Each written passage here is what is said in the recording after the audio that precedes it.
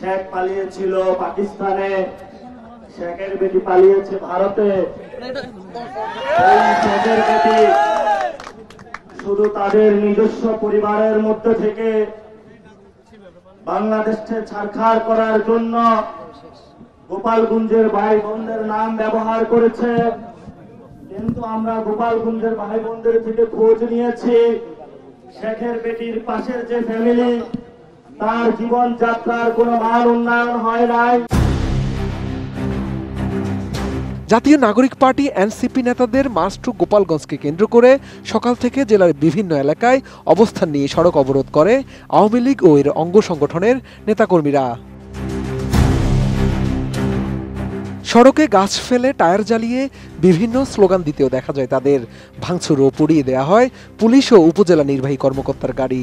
এতে আহত হয়েছেন একাধিক পুলিশ সদস্য। আগামীর বাংলাদেশ গড়ার লড়াইয়ে এই গোপালগঞ্জের বিবেকবাদ সম্পন্ন ওই নাগরিকদের সামনের সারিতে রেখে আমরা আমাদের লড়াই চালিয়ে যেতে চাই। দুপুর 1টায় হামলা চালানো হয় গোপালগঞ্জ শহরের পৌর পার্ক এলাকায় এনসিপির আয়োজিত সমাবেশের মঞ্চে। ভাঙচুর করা হয় সাউন্ড বক্স, মাইক ও চেয়ার। তবে পুলিশ ও সেনাবাহিনীর সহযোগিতায় পরিস্থিতি নিয়ন্ত্রণে আনা হয়। কড়া নিরাপত্তায় মঞ্চে উঠে বক্তব্য দেন হাসনাত সারদিসা। আজকে যারা আপনারা উপস্থিত হয়েছেন এই সমাবেশে, আপনারা এই গোপালগঞ্জকে সামনে টিকিয়ে রাখবেন। আপনারা এই গোপালগঞ্জের সাহসী সন্তান।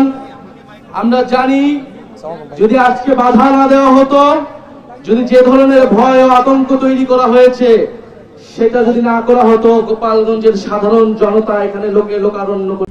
RICL TMX, যুগের পর যুগ স্থাপনা থাকে মজবুত। এর মধ্যে সমাবেশ শেষ করে ফিরে যাওয়ার সময় সড়ক অবরোধ করে এনসিপির কেন্দ্রীয় নেতাকর্মীদের গাড়ি বহরে হামলা চালায় আওয়ামী লীগ ও নিষিদ্ধ ঘোষিত ছাত্রলীগের নেতাকর্মীরা। দুপুর 2:45 দিকে জেলা শহরের লঞ্চঘাট এলাকায় এই ঘটনা ঘটে। এ সময় পুলিশ বাধা দিতে গেলে দুপক্ষের মধ্যে সংঘর্ষ শুরু হয়। পরিস্থিতি সামাল দিতে পুলিশ ও সেনাবাহিনীকে রাবার বুলেট ও টিয়ার শেল ছুড়তে দেখা যায়। শুধু তাই নয়, এনসিপির গাড়িবহর লক্ষ্য করে ইটপাটকেল নিক্ষেপ করে আওয়ামী লীগ ও ছাত্রলীগের নেতাকর্মীরা। অবরুদ্ধ হয়ে পড়েন হাসনাত সারদিস পাটোয়ারিরা।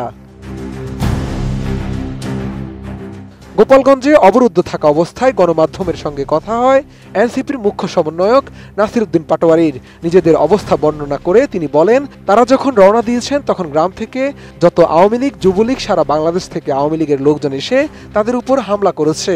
তারা একটি জায়গায় অবরুদ্ধ অবস্থায় রয়েছেন। প্রশাসনের পক্ষ থেকে বলা হয়েছিল পরিস্থিতি শান্ত, কিন্তু পুলিশ প্রশাসন, আর্মি পুরোপুরি নিষ্ক্রিয় অবস্থায় রয়েছে।